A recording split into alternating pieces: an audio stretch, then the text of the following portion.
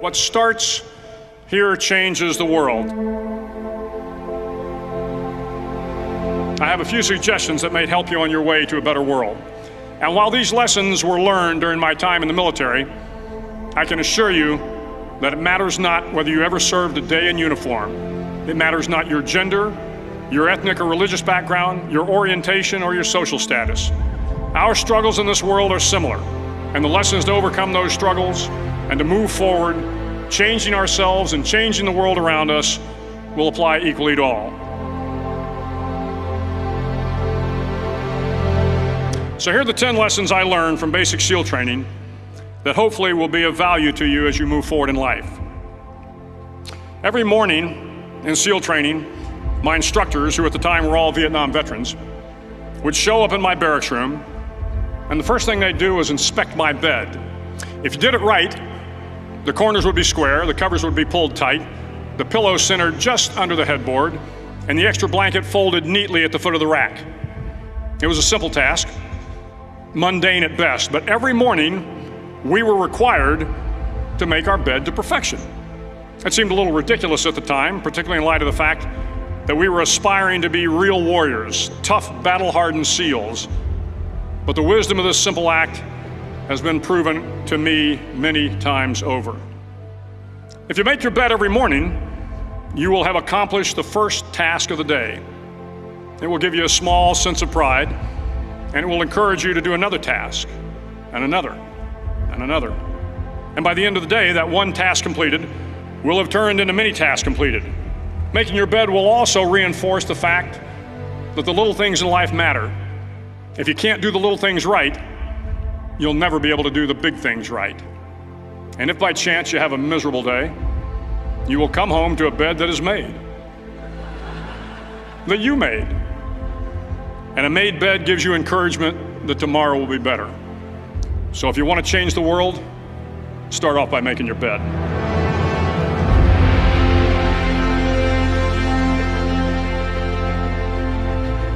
During SEAL training, the students are all broken down into boat crews. Each crew is 7 students, 3 on each side of a small rubber boat, and 1 coxswain to help guide the dinghy. Every day your boat crew forms up on the beach and is instructed to get through the surf zone and paddle several miles down the coast. In the winter, the surf off San Diego can get to be 8 to 10 feet high, and it is exceedingly difficult to paddle through the plunging surf unless everyone digs in. Every paddle must be synchronized to the stroke count of the coxswain. Everyone must exert equal effort, or the boat will turn against the wave and be unceremoniously dumped back on the beach. For the boat to make it to its destination, everyone must paddle. You can't change the world alone. You will need some help.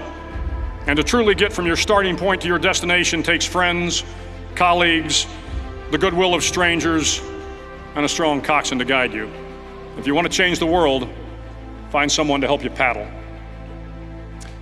Over a few weeks of difficult training, my SEAL class, which started with 150 men, was down to just 42. There were now 6 boat crews of 7 men each. I was in the boat with the tall guys, but the best boat crew we had was made up of the little guys, the Munchkin crew, we called them. No one was over 5'5".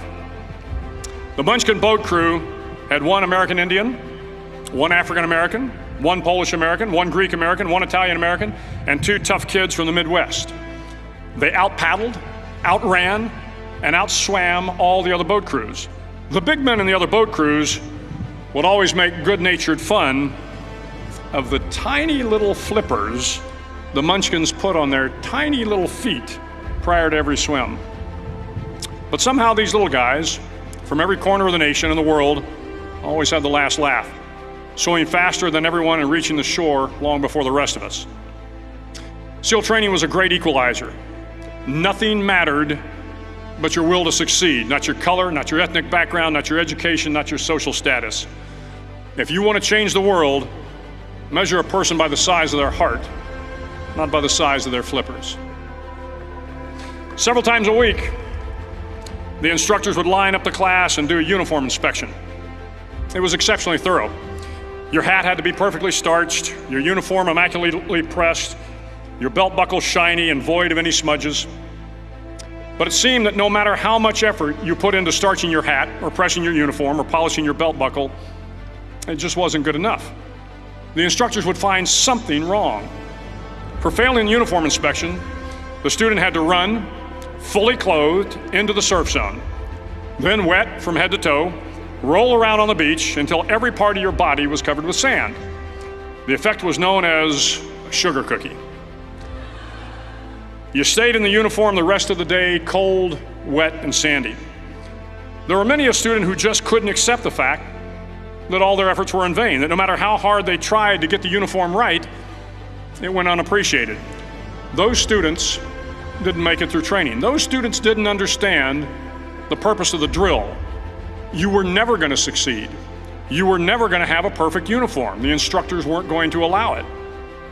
Sometimes, no matter how well you prepare or how well you perform, you still end up as a sugar cookie. It's just the way life is sometimes. If you want to change the world, get over being a sugar cookie and keep moving forward. Every day during training, you were challenged with multiple physical events: long runs, long swims, obstacle courses, hours of calisthenics, something designed to test your mettle. Every event had standards, times you had to meet. If you failed to meet those times, those standards, your name was posted on a list, and at the end of the day, those on the list were invited to a circus. A circus was 2 hours of additional calisthenics, designed to wear you down, to break your spirit, to force you to quit. No one wanted a circus. A circus meant that for that day, you didn't measure up. A circus meant more fatigue, and more fatigue meant that the following day would be more difficult and more circuses were likely. But at some time during SEAL training, everyone made the circus list. But an interesting thing happened to those who were constantly on the list. Over time, those students who did 2 hours of extra calisthenics got stronger and stronger. The pain of the circuses built inner strength and physical resiliency. Life is filled with circuses. You will fail. You will likely fail often. It will be painful. It will be discouraging. At times, it will test you to your very core. But if you want to change the world, don't be afraid of the circuses. At least twice a week, the trainees were required to run the obstacle course. The obstacle course contained 25 obstacles, including a 10-foot wall, a 30-foot cargo net, a barbed wire crawl, to name a few. But the most challenging obstacle was the slide for life. It had a 3-level, 30-foot tower at one end and a 1-level tower at the other. In between was a 200-foot long rope. You had to climb the 3-tiered tower, and once at the top, you grabbed the rope, swung underneath the rope, and pulled yourself hand over hand until you got to the other end. The record for the obstacle course had stood for years when my class began in 1977. The record seemed unbeatable until one day a student decided to go down the slide for life head first. Instead of swinging his body underneath the rope and inching his way down, he bravely mounted the top of the rope and thrust himself forward. It was a dangerous move, seemingly foolish and fraught with risk. Failure could mean injury and being dropped from the course. Without hesitation, the student slid down the rope perilously fast. Instead of several minutes, it only took him half that time. And by the end of the course, he had broken the record. If you want to change the world, sometimes you have to slide down the obstacles head first. During the land warfare phase of training, the students are flown out to San Clemente Island, which lies off the coast of San Diego. The waters off San Clemente are a breeding ground for the great white sharks. To pass SEAL training, there are a series of long swims that must be completed. One is the night swim. Before the swim, the instructors joyfully brief the students on all the species of sharks that inhabit the waters off San Clemente. They assure you, however, that no student has ever been eaten by a shark, at least not that they can remember. But you are also taught that if a shark begins to circle your position, stand your ground. Do not swim away. Do not act afraid. And if the shark, hungry for a midnight snack, darts towards you, then summons up all your strength and punch him in the snout, and he will turn and swim away. There are a lot of sharks in the world. If you hope to complete the swim, you will have to deal with them. So if you want to change the world, don't back down from the sharks. As Navy SEALs, one of our jobs is to conduct underwater attacks against enemy shipping. We practice this technique extensively during training. The ship attack mission is where a pair of SEAL divers is dropped off outside an enemy harbor and then swims well over 2 miles underwater, using nothing but a depth gauge and a compass to get to the target. During the entire swim, even well below the surface, there is some light that comes through. It is comforting to know that there is open water above you. But as you approach the ship, which is tied to a pier, the light begins to fade. The steel structure of the ship blocks the moonlight. It blocks the surrounding street lamps. It blocks all ambient light. To be successful in your mission, you have to swim under the ship and find the keel, the center line, and the deepest part of the ship. This is your objective.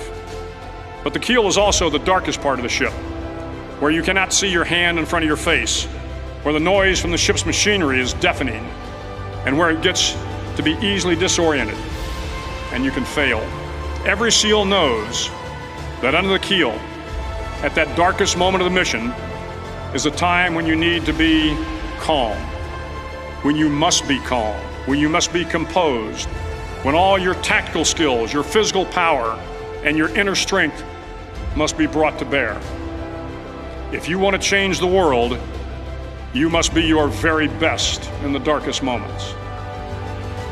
The 9th week of training is referred to as Hell Week. It is 6 days of no sleep, constant physical and mental harassment, and one special day at the Mud Flats. The Mud Flats are an area between San Diego and Tijuana where the water runs off and creates the Tijuana Sloughs, a swampy patch of terrain where the mud will engulf you. It is on Wednesday of Hell Week that you paddle down to the Mud Flats and spend the next 15 hours trying to survive this freezing cold, the howling wind, and the incessant pressure to quit from the instructors. As the sun began to set that Wednesday evening, my training class, having committed some egregious infraction of the rules, was ordered into the mud. The mud consumed each man till there was nothing visible but our heads. The instructors told us we could leave the mud if only 5 men would quit. Only 5 men, just 5 men, and we could get out of the oppressive cold. Looking around the mud flat, it was apparent that some students were about to give up. It was still over 8 hours till the sun came up. 8 more hours of bone-chilling cold. The chattering teeth and the shivering moans of the trainees were so loud, it was hard to hear anything. And then one voice began to echo through the night. One voice raised in song. The song was terribly out of tune, but sung with great enthusiasm. One voice became 2, and 2 became 3, and before long, everyone in the class was singing. The instructors threatened us with more time in the mud if we kept up the singing, but the singing persisted. And somehow the mud seemed a little warmer, and the wind a little tamer, and the dawn not so far away. If I have learned anything in my time traveling the world, it is the power of hope. The power of one person, a Washington, a Lincoln, King, Mandela, and even a young girl from Pakistan, Malala. One person can change the world by giving people hope. So if you want to change the world, start singing when you're up to your neck in mud. Finally, in SEAL training, there's a bell. A brass bell that hangs in the center of the compound for all the students to see. All you have to do to quit, is ring the bell. Ring the bell, and you no longer have to wake up at 5 o'clock. Ring the bell, and you no longer have to be in the freezing cold swims. Ring the bell, and you no longer have to do the runs, the obstacle course, the PT, and you no longer have to endure the hardships of training. All you have to do is ring the bell to get out. If you want to change the world, don't ever, ever ring the bell. It will not be easy. Start each day with a task completed. Find someone to help you through life. Respect everyone. Know that life is not fair and that you will fail often. But if you take some risks, step up when the times are the toughest, face down the bullies, lift up the downtrodden, and never, ever give up. If you do these things, the next generation and the generations that follow will live in a world far better than the one we have today. And what started here will indeed have changed the world for the better. Thank you very much.